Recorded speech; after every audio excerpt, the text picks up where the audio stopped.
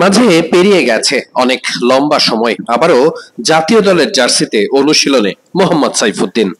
এমন সময় ফিরেছেন যখন সাইফুদ্দিনের জন্য প্রত্যেকটা ম্যাচই হতে যাচ্ছে যেন অগ্নি পরীক্ষা। বিশ্বকাপ দলে সাইফুদ্দিন শেষ পর্যন্ত থাকবেন কিনা সেই সব প্রশ্নের উত্তর খুঁজতে টিম ম্যানেজমেন্টের একেবারে কড়া দৃষ্টি এই সিরিজে। মোহাম্মদ সাইফুদ্দিন আজ যখন অনুশীলন করছিলেন তখন স্বাভাবিকভাবেই তার বোলিং এর দিকেই তীক্ষ্ণ নজর ছিল কোচিং ইউনিটের।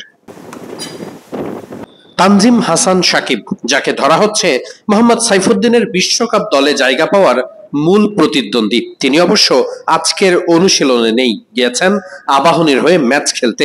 এমন দিনে তাই মূল ফোকাসটাই ছিল সাইফুদ্দিনের দিকে। যদিও সাইফুদ্দিনের সব থেকে বড় প্লাস পয়েন্ট, তিনি ব্যাটিংটাও বেশ দারুণ করতে পারেন। বিশেষ করে স্লগে এসে সাইফুদ্দিন যেভাবে ব্যাটিং করতে জানেন সেটা নিশ্চয়ই তাকে এগিয়ে রাখবে অন্য অনেকের থেকেই। সাইফুদ্দিনের যা কাজ সেটিই করছিলেন তিনি।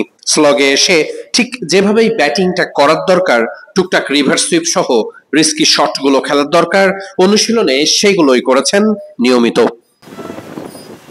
বিশ্বকাপ দলে একজন বাড়তি পেস বোলিং অলরাউন্ডারের খোঁজ খুব স্বাভাবিকভাবেই করবে বাংলাদেশ দল। অন্যান্য বিশ্বের যত বড় বড় দল রয়েছে তাদের বড় শক্তির জায়গা পেস বোলিং অলরাউন্ডার, যদিও সেই জায়গাটাতে বাংলাদেশকে সবসময়ই কম্প্রোমাইজ করতে হয়েছে, কখনো সৌম্য সরকারকে নিয়ে কিংবা অন্য কোনো একজনকে নিয়ে। কারণ লম্বা সময় ধরেই সাইফুদ্দিন ইনজুরিতে ভুগেছেন। প্রায় বছর দেড়েক পর যখন আবারও ফিরেছেন জাতীয় দলে, তখন সাইফুদ্দিন নিজেকে ঠিক থিতু করতে পারবেন কিনা সে প্রশ্নই সব থেকে বেশি।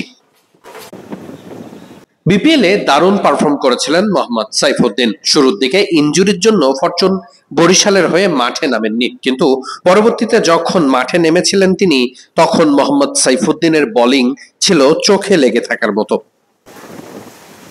2019 বিশ্বকাপে ইংল্যান্ডে খেলতে যাওয়ার আগে মাশরাফি মুর্তজা গণমাধ্যমের সাথে কথা বলার সময় বলেছিলেন, মোহাম্মদ সাইফুদ্দিন এমন একজন ক্রিকেটার যিনি বাংলাদেশ দলকে 8-10 বছর সার্ভিস দিতে পারবেন।